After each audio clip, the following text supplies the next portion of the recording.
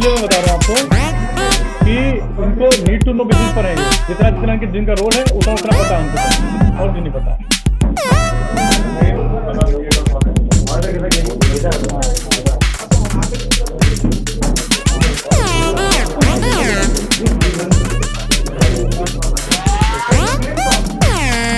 अभी मेन नहीं है तो बीज वाले हैं सारे।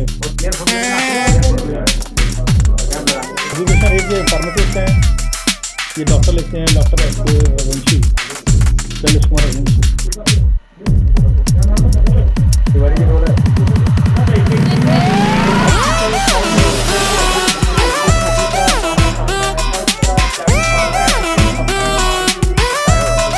देखिए आपकी जानकारी लेना चाहूँगा, ये यूनियन बैंक ऑफ इंडिया,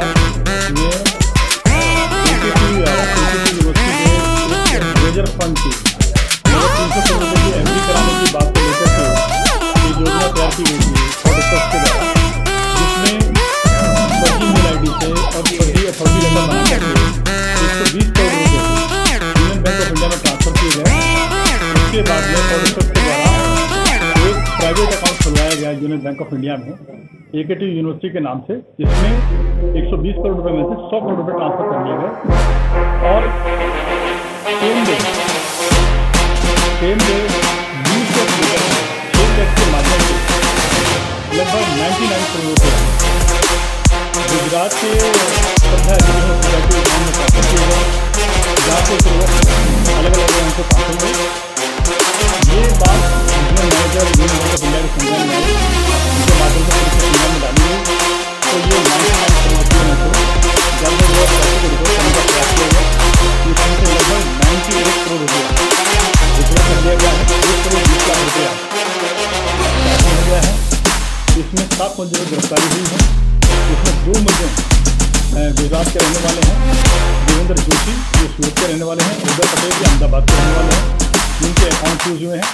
इसके अलावा 5 लोग लखनऊ और लखनऊ के आसपास के रहने वाले हैं। कुल मिलाकर 7 लोगों की भी गिरफ्तारी की गई है।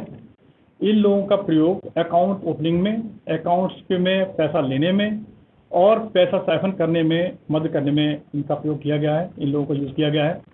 इसमें जो मेन व्यक्ति है जिसने इम्पर्सनेट करके, पहले तो वो यूनियन बैंक ऑफ इंडिया का मैनेजर बन के AKTU के ऑफिशियल से मिला और उनको एक एफडी का रेट ऑफ इंटरेस्ट दिखा करके एक ऑथराइजेशन लेटर दिया, जो कि हाईएस्ट बिडिंग का था, जिसके बेसिस पर ये पैसा उनको यूनियन बैंक ऑफ इंडिया को देने में वो सहमत हुए। और उसके बाद में यूनियन बैंक ऑफ इंडिया में सेम आदमी खाता अधिकारी के नाम से, AKTU यूनिवर्सिटी खाता अधिकारी के नाम से मिला। यहाँ जो लूप होल है वो ये है कि ना तो यूनियन बैंक ऑफ इंडिया ने ये वेरीफाई किया कि ये जो ऑफिशियल AKTU की तरफ से मिल रहा है ये ऑथराइज है या नहीं है, रियल है या नहीं है, और ना ही AKTU यूनिवर्सिटी के ऑफिशियल्स ने ये वेरीफाई किया कि ये ब्रांच मैनेजर रियल है या नहीं है। इस लूप होल का फ़ायदा उठाते हुए ये पैसा साइफन किया गया था। लगभग सारा पैसा रिकवर कर लिया गया है। 7 लोगों की गिरफ्तारी की गई है और बाकी लोग जो ये मेन मुलजिम है, ये जो जिसने यहाँ पर फ्रॉडुलेंटली कार्रवाई करी है, ये मुलजिम, और उसके अलावा जो गुजरात में अन्य जो इसके पीछे मुलजिम हैं उनकी तलाश हम लोग कर रहे हैं। और बहुत सारे अकाउंट्स और बहुत सारे नंबर्स हमारे पास हैं, जिनके माध्यम से हमें लगता है हम जल्दी से जल्दी उनको ट्रैक कर लेंगे और उनकी गिरफ्तारी करेंगे। कहाँ का रहने वाला और गुजरात से क्या कनेक्शन? देखिए, ये रहने वाला तो भी यहीं का, जो हमारी जानकारी में आई है, वो लखनऊ का रहने वाला है। अनुराग श्रीवास्तव का नाम है, जो यहाँ पर जो इम्पर्सनेट किया था जिसने। और बाकी इनके किस किस स्टेट में कनेक्शन है, जैसे एक कनेक्शन हमें हैदराबाद से मिला है, एक कनेक्शन में गुजरात से मिला है, उसको हम वर्कआउट कर रहे हैं और जल्दी जल्दी बाकी गिरफ्तारी सुनिश्चित करेंगे। क्या कुछ बैंक के कर्मचारी और AKTU यूनिवर्सिटी के कर्मचारी की कनेक्शन है, कोई मिली वगैरह? देखिए, प्रथम दृष्टया इसमें कनेक्शन तो मैं नहीं कह सकता हूँ, लेकिन इसमें सिलेक्टनेस मुझे लगती है, क्योंकि जो अकाउंट खोला गया था उसमें यूनियन बैंक ऑफ इंडिया में, उसमें एक ही दिन में 2 दिन के अंदर 4 और 5 तारीख को 100 करोड़ रुपया ट्रांसफ़र हो गया और वहाँ से साइफन हो गया, और वो बाद में 6 तारीख को नॉलेज में लाया गया। ये बड़ा डाइसी सा मैटर है। उसमें बैंक के अंदर भी इंक्वायरी चल रही है और हम लोग भी इस पॉइंट पर इंक्वायरी कर रहे हैं कि कोई और कन्वेंस तो नहीं। पुलिस को जानकारी कैसे मिली? पुलिस को बैंक ऑफिसर्स के माध्यम से जानकारी मिली, जब उनको लगा कि मैसिव स्केल पर ये फ्रॉड हुआ है और ये उनके आउट ऑफ बाउंड्स एक तरीके का फ्रॉड है। तो साइबर थाने को अप्रोच किया गया, सीनियर ऑफिसर्स को, सीपी सर को अप्रोच किया गया।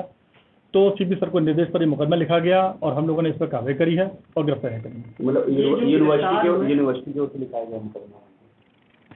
नहीं, यूनिवर्सिटी की तरफ से मुकदमा लिखा गया है, यूनियन बैंक ऑफ इंडिया की तरफ से। ये जो गिरफ्तार हुए हैं, इन्होंने क्या इससे पहले भी कोई इस तरह का फ्रॉड किया है या कुछ ऐसा उनका डिटेल कुछ आया उसका? जो देवेंद्र जोशी वहाँ से गिरफ्तार किया गया है, उसके 2 अकाउंट्स में पता चले हैं। दूसरे अकाउंट्स में जो ट्रांजैक्शंस हैं वो भी ये दर्शाते हैं कि ये डीपली इन्वॉल्व है फ्रॉड में, और हम इस एंगल पे जांच कर रहे हैं। अभी बहुत प्राइमेसी है, बहुत जल्दी है किसी चीज़ पे पहुंचने में, किसी कंक्लूजन पहुंचने में। अभी इसमें टाइम लगेगा, जैसे जैसे प्रगति होगी हम आपको बाद में अवगत करेंगे। सर, इसमें जो बिजनेसमैन है, बिजनेसमैन का क्या कुछ इसमें रोल रहा है? प्लेटफॉर्म होल्डर पुराना रहा है इसमें 15 साल? जो पुराना अकाउंट होल्डर है उसका प्रयोग जो फ्रॉडस्टर्स हैं उन्होंने branch union bank of India का विश्वास जीतने के लिए किया। जैसा कि आप जानते हैं, नेशनलाइज बैंक में कोई भी अकाउंट खोलने से पहले पुराने गारंटर्स की ज़रूरत पड़ती है। एस.के. रघुवंशी जो मुलजिम गिरफ्तार हुआ है, इसका लगभग 12-15 साल से यूनियन बैंक ऑफ इंडिया से संबंध है। उसके कई सारे account union bank of India में हैं। उसका यूज़ करते हुए ब्रांच मैनेजर का विजिटिंग कार्ड फ्रॉडस्टर्स के द्वारा प्राप्त किया गया। ब्रांच मैनेजर का नाम अनुज सक्सेना है। उसके नाम का इस्तेमाल करते हुए उनका मोबाइल नंबर और ईमेल आईडी दोनों चेंज कर दी गई, जो कि बाद में साइबर क्राइम के लिए यूज़ की गई। 7 लोगों के अलग अलग रोल क्या रहे हैं? देखिए, अभी 7 लोगों के जो अलग अलग रोल्स हैं उसमें 2 जो मुलजिम वहाँ से पकड़े गए हैं गुजरात से, वो दोनों के दोनों मुलजिमान गुजरात में वो अकाउंट्स हैं जहाँ पर पैसा लैंड किया है। एस.के. रघुवंशी का रोल है जिन्होंने फ्रॉडुलेंटली जो विजिटिंग कार्ड प्रोवाइड कराया है। 2 और साथी हैं एस.के. रघुवंशी के, दस्तगीर आलम और सुदेश तन्ना। इन दोनों ने वो कार्ड प्रोवाइड करा करके जो फ्रॉडस्टर था अनुराग श्रीवास्तव, ये उसके साथी हैं। इसके अलावा एक कृष्णकांत तिवारी जो गिरीश चंद्रा और दस्तगीर आलम का मित्र हैं। ये पूरा एक गैंग है जिनको कमीशन मिलना था, लगभग 3% का कमीशन को मिलना था, जो जब पूरी रकम डिस्ट्रीब्यूट हो जाती है उसके बाद आता है इनके पास। संपर्क में कैसे आया? ये पुराने जान पहचान के हैं। सभी लोग जो ये यहाँ पे गिरफ्तार हुए हैं, इनके कोई बहुत बड़े बिजनेस नहीं है। ये सब इसी तरह के काम धंधे में लिप्त हैं। प्रॉपर्टी डीलिंग का काम करते हैं, बेसिकली प्लॉट्स की लेवा देवी का काम करते हैं, और इस तरह के काम में एक साथ एक दूसरे जान पहचान होते हुए अनुराग श्रीवास्तव के संपर्क में आए और इन्होंने एक गैंग यहाँ पे क्रिएट किया। बाकी अभी इसके पीछे की और स्टोरी वो हम इस पे काम कर रहे हैं, जो वहाँ से कनेक्टेड है गुजरात से, उससे हम काम कर रहे हैं। और वैसे इसका क्या रोल रहा है इसमें?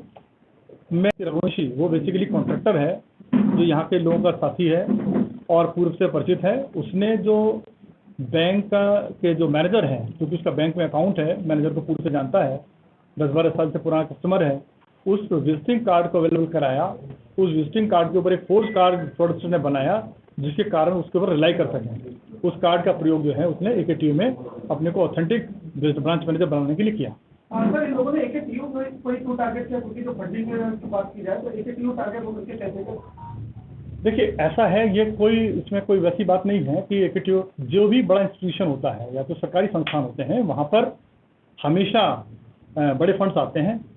ये नहीं है कि उन्होंने AKTU को ट्रांजेक्शन इसके लिए यूज़ किया। एक्चुअल में AKTU में मोटा अमाउंट, मेजर अमाउंट आता है, लगभग 100 करोड़, 200 करोड़, 300 करोड़ तक का अमाउंट आता है हर महीने 2 महीने में। वो हमेशा FDs कराते हैं। ये इन्फॉर्मेशन इन लोगों के पास में थी, इसलिए उन्होंने उस इन्फॉर्मेशन को इस्तेमाल करते हुए ये काम किया है, जैसा अभी तक हमारी जानकारी में है। ठीक है।